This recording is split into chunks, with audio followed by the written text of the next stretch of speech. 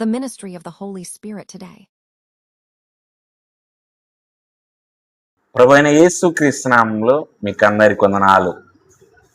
ఈరోజు పాఠం యొక్క పేరు నేటి పరిశుద్ధాత్మ పరిచర్య. సంఘంలో పరిశుద్ధాత్మ యొక్క ప్రస్తుత కార్యాన్ని అర్థం చేసుకోవడం. పరిచయం. ప్రతి విశ్వాస జీవితంలో మరియు సంఘ పరిచర్యలో పరిశుద్ధాత్మ ఒక ప్రధాన పాత్ర పోషిస్తాడు.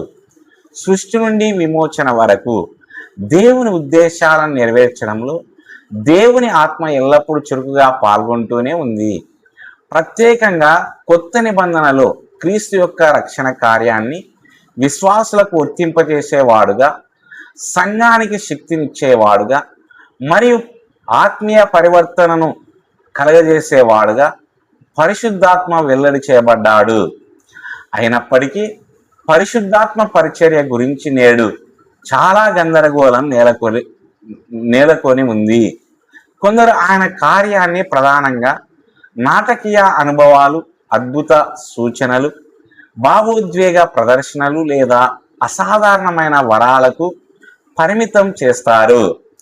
మరికొందరు ఆత్మను పూర్తిగా నిర్లక్ష్యం చేసి క్రైస్తవ జీవితంలో ఆయన పోషించే కీలక పాత్రను గుర్తించడంలో విఫలమవుతారు. పరిశుద్ధాత్మను గురించిన బైబిల్ సంబంధమైన అవగాహన భావోద్వేగాలలో లేదా ఊహాగానాలలో కాకుండా స్వయంగా లేఖనాలలోనే పాతుకుపోయి ఉండాలి. పరిశుద్ధాత్మ నేటికి శక్తివంతంగా పనిచేస్తూనే ఉన్నాడని, ప్రత్యేకంగా దేవుని వాక్యము, స్వార్థ, పరిశుద్ధీకరణ మరియు సంఘ జీవితం ద్వారా ఆయన పనిచేస్తున్నాడని బైబిల్ బోధిస్తుంది. పరిశుద్ధాత్మ పరిచర్య తనపై దృష్టిని ఆకర్షించుకోవడంపై కేంద్రీకృతమై లేదు, కానీ యేసుక్రీస్తుని మహింపరచడంపై కేంద్రీకృతమై ఉంది. ఇందులో 9 విషయాలు కలవు. మొదటి విషయం, పరిశుద్ధాత్మ క్రీస్తుని మహిమపరుస్తాడు.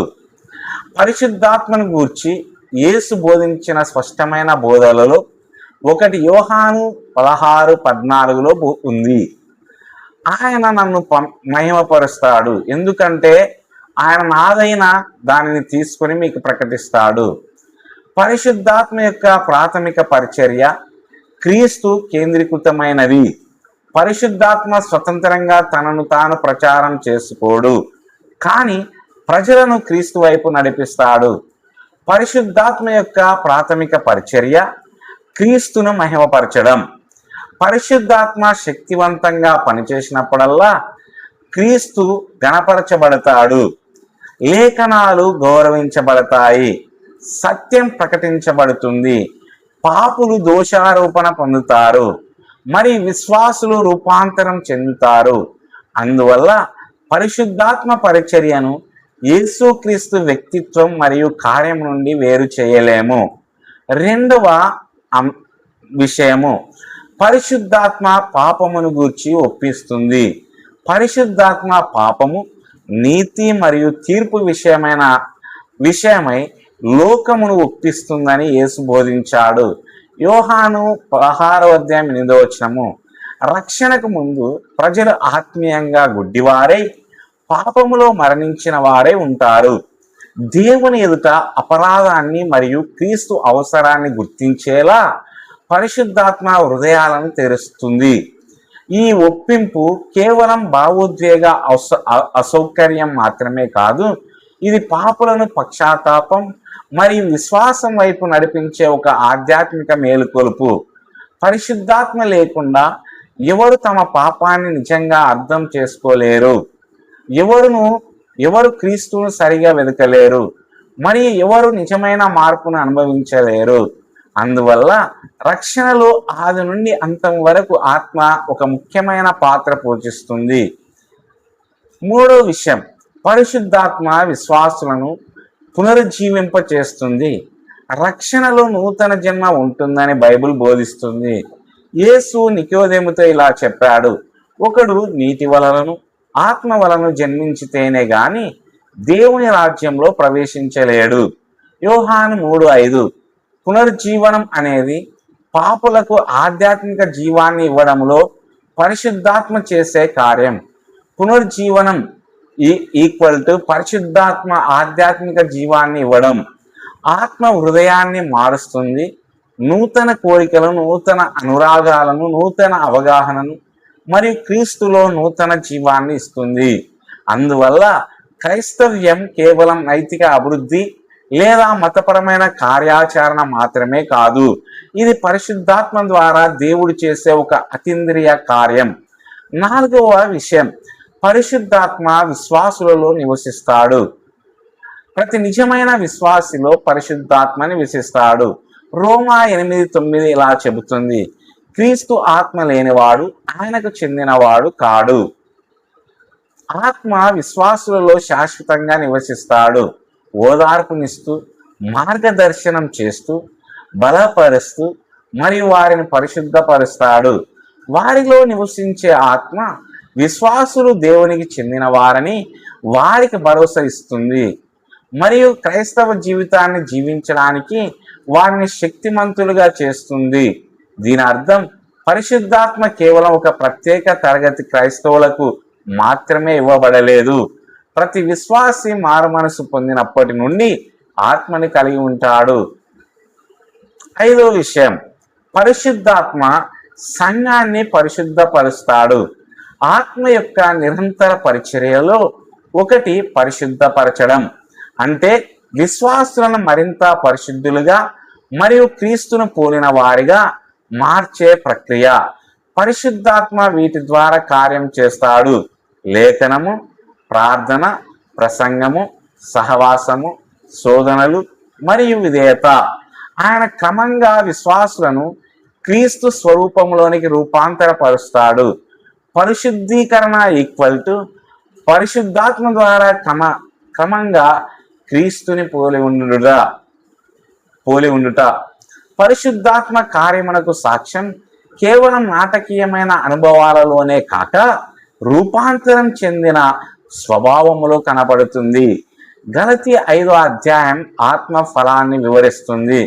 ప్రేమ, సంతోషము, సమాధానము, సహనము, దయ, మంచితనము, విశ్వాసత, సాత్వికము, ఆశా నిగ్రహము.